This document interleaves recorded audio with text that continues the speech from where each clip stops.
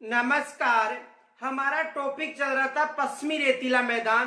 देखो, पश्चिमी रेतीले मैदान की बात करें तो पश्चिमी जो रेतीला मैदान है इसे दो भागों में विभाजित किया गया है। कितने भागों में? दो भागों में। देखो, पश्चिमी रेतीला मैदान है, इसे दो भागों में विभाजित किया गया है। इसको रेतीला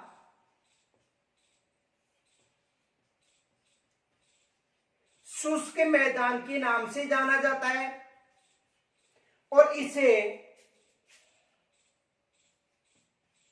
रेतीला अर्ध शुष्क मैदान के नाम से जाना जाता है। तो जो पश्चिमी रेतीला मैदान है इसे कितने भागों में विभाजित किया गया है? दो भागों में। देखो, ये रेतीला शुष्क मैदान या महान मरुस्थल है और इसे रेतीला अर्ध शुष्क या बांगर प्रदेश के नाम से जाना जाता है। इन दोनों के मध्य यानी पश्चिमी रेतीला मैदान को विभाजित यानी पश्चिमी रेतीले मैदान को दो भागों में विभाजित करने वाली जो वर्षा रेखा है इसे 25 सेंटीमीटर समवर्षा रेखा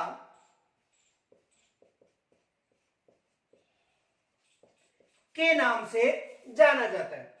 जो रेतीला शुष्क मैदान है इसे महान मरुस्थल के नाम से भी जाना जाता है और रेतीला अर्ध शुष्क जो मैदान है इसे राजस्थान बांगर प्रदेश के नाम से भी जाना जाता है। अब देखो, जो पश्चिमी रेतीला मैदान है इसमें जो रेतीला शुष्क मैदान है इसे दो भागों में विभाजित किया गया है। ये विशेष याद रखना, कितने भागों में? दो भागों में। ये जो भाग आपको दिखाई दे रहा है इसे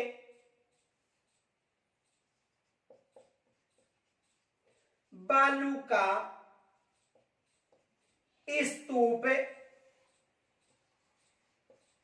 युक्त प्रदेश के नाम से जाना जाता है और ये जो भाग है इसे बालू का स्तूप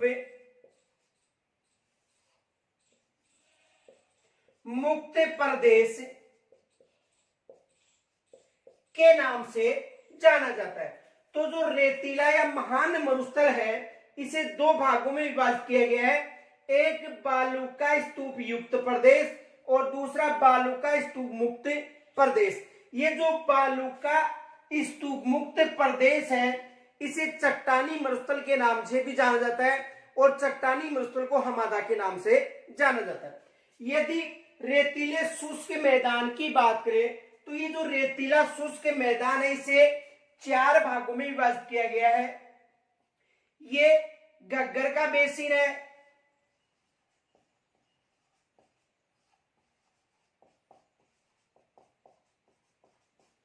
कौन सा बेसिन है? घग्गर का बेसिन है। यहां पर शेखावटी बेसिन है,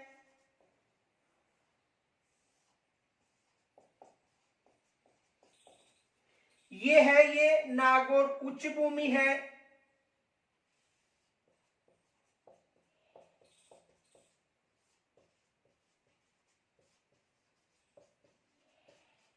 और इसे लूनी बेसिन के नाम से या गोडवारा बेसिन के नाम से जाना जाता है।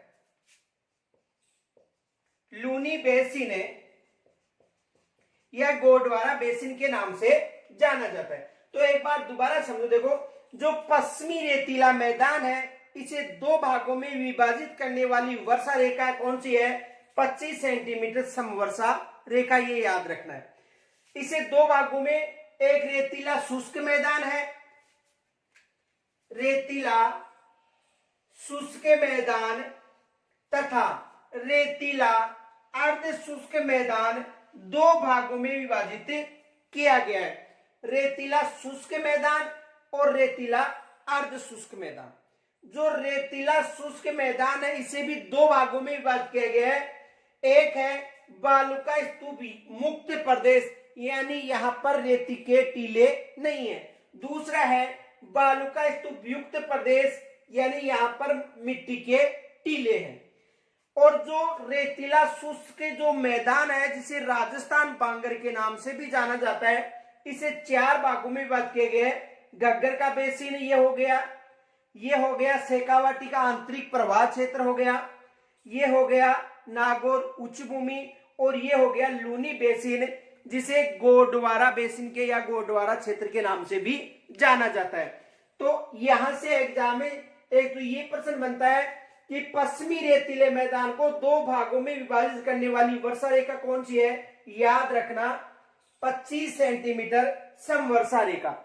दूसरा देखो, ये जो चट्टानी क्षेत्र है इसे या चट्टानी मरुस्थल को किस नाम से जाना जाता है? हमादा के नाम से जाना जाता है। तो यहां से भी एग्जाम में प्रश्न बनता है। तो पहले आप यहां तक स्क्रीनशॉट ले सकते हो।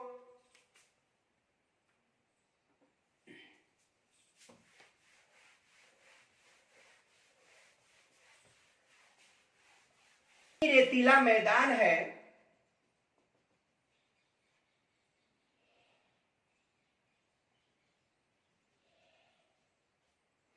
इसमें ये जो क्षेत्र है,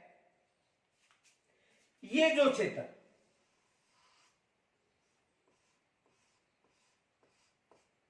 इसे बालू का स्तूप मुक्त प्रदेश या क्षेत्र के नाम से जाना जाता है। तो आज हम जो बालू का स्तूप मुक्त प्रदेश है इसके बारे में चर्चा करेंगे। तो देखो, जो यहाँ पर महान मरुस्थल है, इस यानी जो बालू का स्तूप मुक्त प्रदेश है, इसके यानी इसके पश्चिम क्षेत्र में, और जो महान मरुस्थल है इसके पूर्व में कौन सा क्षेत्र है? बालू का मुक्त प्रदेश। देखो, जो बालू का मुक्त प्रदेश है यानी यहां पर रेत के टीले नहीं पाए जाते, ये याद रखना।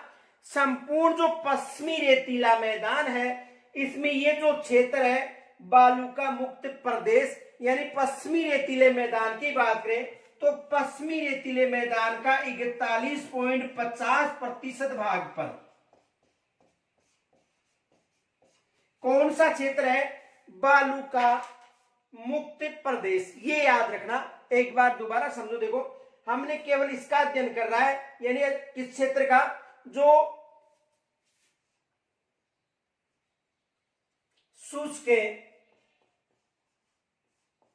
रेतीला मैदान है इसके बारे में चर्चा करें। किसके बारे में? शुष्क रेतीला मैदान। तो जो शुष्क रेतीला मैदान है जिसे महान मरुस्थल के नाम से भी जाना जाता है, ये भी याद रखना किस नाम से जाना जाता है? महान मरुस्थल। तो इसमें ये जो क्षेत्र था ये बालू का युक्त प्रदेश था जिसका हमने पीछे अध्ययन कर लिया है। आज हम जो बालू का स्तूप मुक्त प्रदेश है इसके बारे में चर्चा करें। तो ये जो संपूर्ण पश्चिमी रेतीला मैदान आपको दिखाई दे रहा है, संपूर्ण पश्चिमी रेतीला मैदान का 41.50% भाग पर कौन सा क्षेत्र है? बालू का मुक्त प्रदेश। यानी कुल भूभाग की बात करें पश्चिमी रेतीला मैदान, इसमें लगभग 40%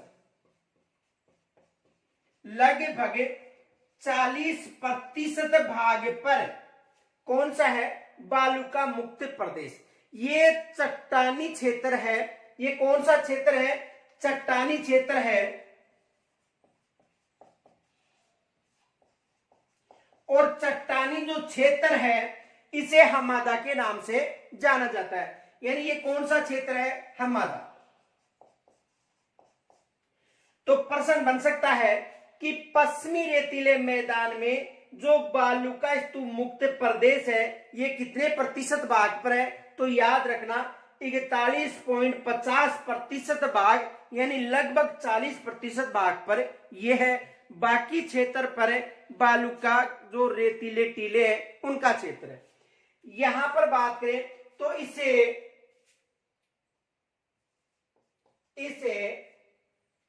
जैसलमेर, फलोदी व बाड़मेर का चट्टानी क्षेत्र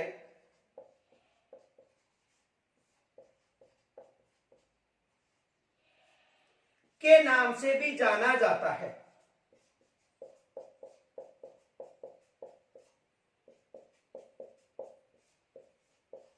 देखो ये जो बालू का स्तूप मुक्त प्रदेश है, इसे जैसलमेर, फलोदी, बाड़मेर का चट्टानी क्षेत्र के नाम से भी जाना जाता है। और चट्टानी जो क्षेत्र है इसे हमादा, चट्टानी जो मरुस्थल है ये हमादा के नाम से जाना जाता है।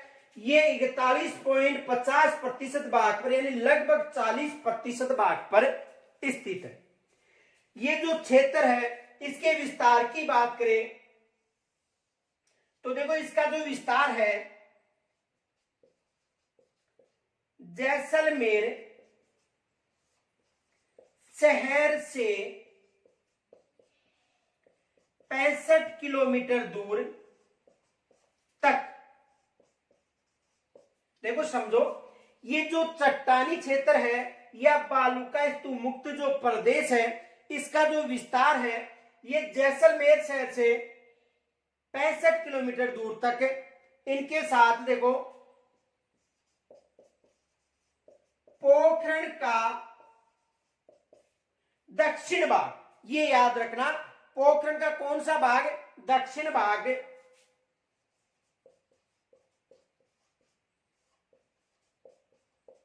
पोखरण कहां पर है? जैसलमेर, यानी जैसलमेर शहर से 65 किलोमीटर दूर तक। साथ ही पोखरण का दक्षिणी भाग। यदि फलोदी जिले की बात करें, देखो यहां से एग्जाम में प्रश्न बन सकता है। पहले फलोदी जोधपुर में था लेकिन वर्तमान में एक जिले के रूप ले लिया है। तो फलोदी का दक्षिण पश्चिम भाग, फलोदी का कौन सा भाग? दक्षिण पश्चिमी भाग। और इसके साथ ही जो बाड़मेर है, बाड़मेर का जो चट्टानी क्षेत्र है यानी जो 56 की पहाड़ियों का जो विस्तार है, ये किसमें शामिल है?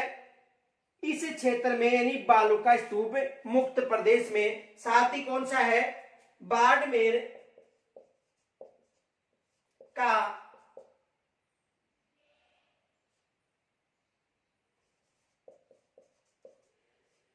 छप्पन पहाड़ियां क्षेत्र, यानी बाड़मेर के जो 56 की पहाड़ियां हैं उनका जो क्षेत्र है ये किसमें शामिल है? बालू का स्तूप मुक्त प्रदेश में। यहां तक समझ में आ गया होगा। पहले आप स्क्रीनशॉट ले सकते हो।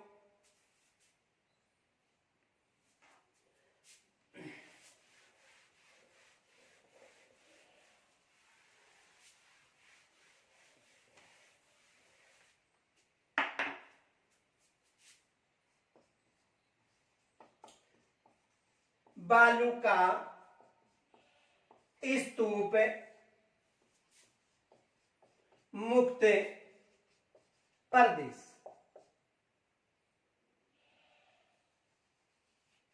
बालू का स्तूप मुक्त प्रदेश, देखो इसका विस्तार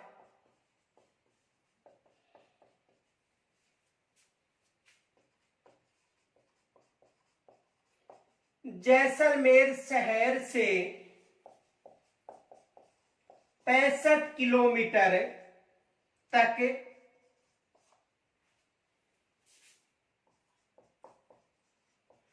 पोखरण, यानी जैसलमेर में जो पोखरण तहसील है, पोखरण का दक्षिण भाग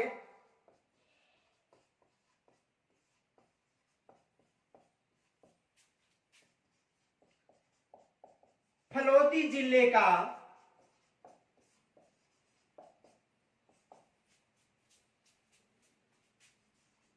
दक्षिण पश्चिमी भाग तथा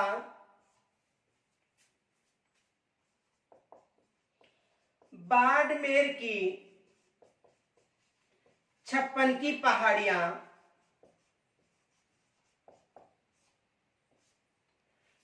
जो क्षेत्र है इसे बालूका स्तूप मुक्त प्रदेश के नाम से जाना जाता है। समझ में आ गया होगा कौन कौन सा क्षेत्र है। देखो इसका जो विस्तार है जैसलमेर शहर से 65 किलोमीटर दूर तक, पोखरण जो जैसलमेर की तहसील है का दक्षिणी भाग, फलोदी जिले का दक्षिण पश्चिमी भाग और बाड़मेर की जो 56 की पहाड़ियां हैं इस क्षेत्र को बालूका स्तूप मुक्त प्रदेश के नाम से जाना जाता है। मुक्त प्रदेश का मतलब देखो, बालूका स्तूप मुक्त प्रदेश का मतलब है कि यहाँ पर रेतीले टीलों का अभाव पाया जाता है, यानी यहाँ पर केवल चट्टानी क्षेत्र पाया जाता है, ये याद रखना। यानी इसका अर्थ क्या है, यदि बालूका मुक्त प्रदेश की बात करें, बालूका स्तूप मुक्त प्रदेश, यानी इसका अर्थ है यहां पर रेत के टीलों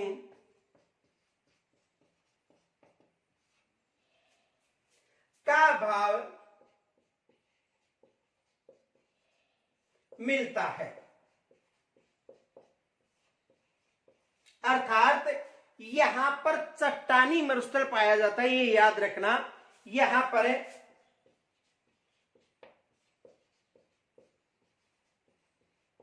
चट्टानी मरुस्थल का विस्तार है।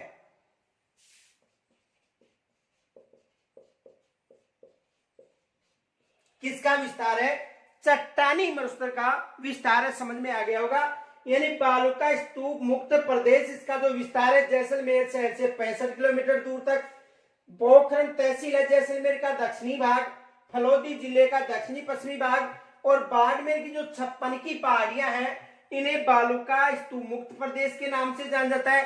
बालूका स्तूप मुक्त प्रदेश का मतलब है यानी यहाँ पर रेतीले टीलों का अभाव है और इसे चट्टानी मरुस्थल के नाम से जाना जाता है और चट्टानी मरुस्थल को हमादा के नाम से जाना जाता है, ये याद रखना, विशेष याद रखना। एग्जाम में यहां से प्रश्न बनता है नोट, हमादा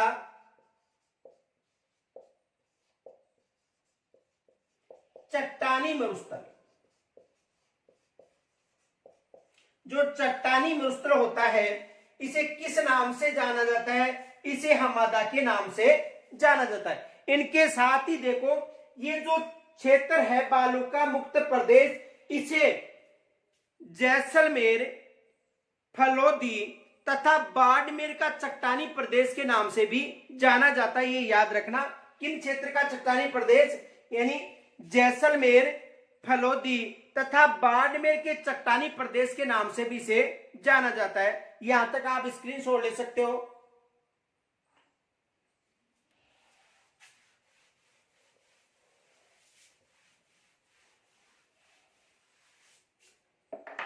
इसे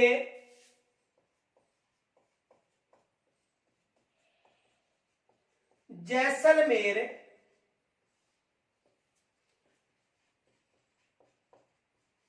फलोदी, बाड़मेर का चट्टानी क्षेत्र के नाम से भी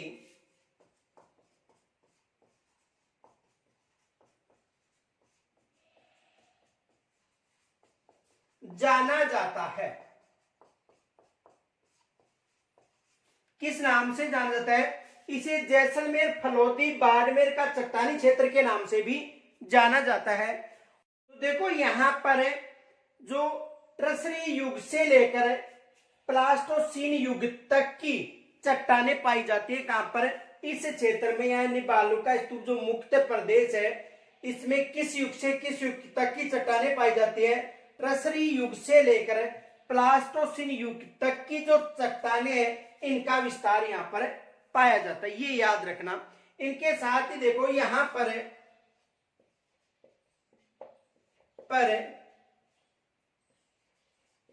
मीठे जल की जल पट्टी पाई जाती है। इस क्षेत्र में देखो यहाँ पर मीठे जल की जल पट्टी भी पाई जाती है। किस क्षेत्र में? बालू का जो स्तूप मुक्त प्रदेश है।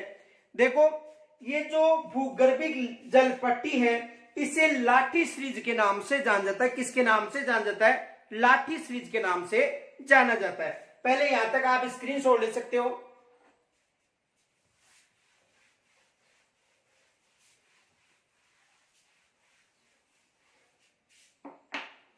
देखो मोहनगढ़ से जैसलमेर की बात करें तो मोहनगढ़ से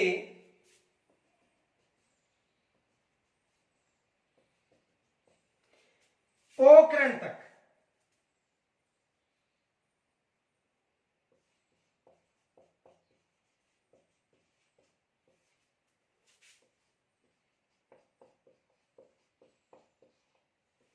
देखो मोहनगढ़ से पोखरण तक भूगर्भिक जल पट्टी पाई जाती है।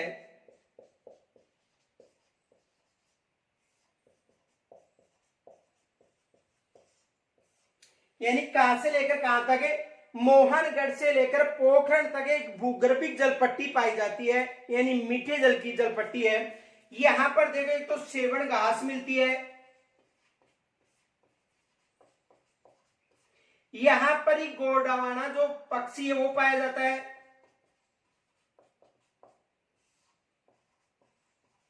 और यहां पर ही चंदन नलकूप है।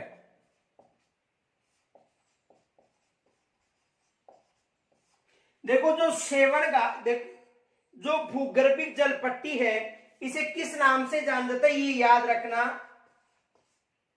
लाठी सीरीज। किस नाम से जाना जाता है? इसे लाठी सीरीज के नाम से जाना जाता है। यानी एक भूगर्भिक जल पट्टी है, कहां से लेकर कहां तक है? मोहनगढ़ से लेकर पोखरण तक, यानी जैसलमेर में जो भूगर्भिक जल पट्टी है ये कहां पर है? बालू का स्तूप मुक्त जो प्रदेश है यहां पर पाई जाती है। यहां पर देखो ऊपर सेवण घास पाई जाती है, और सेवण घास को स्थानीय भाषा में लिलोण के नाम से जाना जाता है। एग्जाम में प्रश्न आया था, याद रखना, सेवण घास यानी स्थानीय भाषा में या स्थानीय लोगों के द्वारा स्थानीय भाषा में लिलोण के नाम से जाना जाता है। एग्जाम में प्रश्न आया था आरएस 2007 में कि जो सेवण घास है उसे स्थानीय लोगों के द्वारा किस नाम से पुकारा जाता है? तो किस नाम से पुकारा जाता है? लिलोण के नाम से पुकारा जाता है। और यहाँ पर गोंडवान पक्षी पाए जाते हैं, क्योंकि गोंडवाना जो पक्षी है वो अपना अंडा किस घास में देता है? सेवण घास में सुरक्षित रहता है। यहाँ पर चंदन नलकूप पाया जाता है, जिसे राजस्थान में थारकागढ़ा के नाम से भी जाना जाता है। यानी जो चंदन नलकूप है इसे थारकागढ़ा के नाम से भी जाना जाता है। और जो बालू का स्तूप मुक्त जो प्रदेश है इसका आपको विस्तार पूछे तो याद रखना, जैसलमेर, फलोदी और जो बाड़मेर क्षेत्र है यहां पर इसका विस्तार पाया जाता है। और इसी क्षेत्र में सेवण घास की जल पट्टी है, गोंडवाना पक्षी भी पाया जाता है, चंदन नलकूप है जिस थारकागढ़ा कहा जाता है, ये एक भूगर्भिक जल पट्टी है। और सेवण घास को स्थानीय भाषा में लिलोण के नाम से जाना जाता है। और मोहनगढ़ से लेकर पोखरण तक ये एक श्रृंखला है जिसे लाठी सीरीज के नाम से जाना जाता है। और जो बालू का स्तूप मुक्त प्रदेश है एक चट्टानी प्रदेश है जिसे हमादा के नाम से जाना जाता है। तो आज हमने जो बालू का स्तूप मुक्त प्रदेश है इसके बारे में चर्चा की। कल हम जो अर्ध शुष्क जो क्षेत्र है, अर्ध शुष्क क्षेत्र को 4 भागों में विभाजित किया गया है, घग्गर का बेसिन, शेखावाटी बेसिन, नागौर उच्च भूमि, लूनी बेसिन या गोंडवाना बेसिन। तो इसके बारे में हम कल चर्चा करेंगे। यहां तक यदि आपको कोई समस्या हो तो मुझे कमेंट्स के द्वारा जरूर बताना, और आज के बाद आपको कंटिन्यू क्लास मिलेगी। जय हिंद, नमस्कार।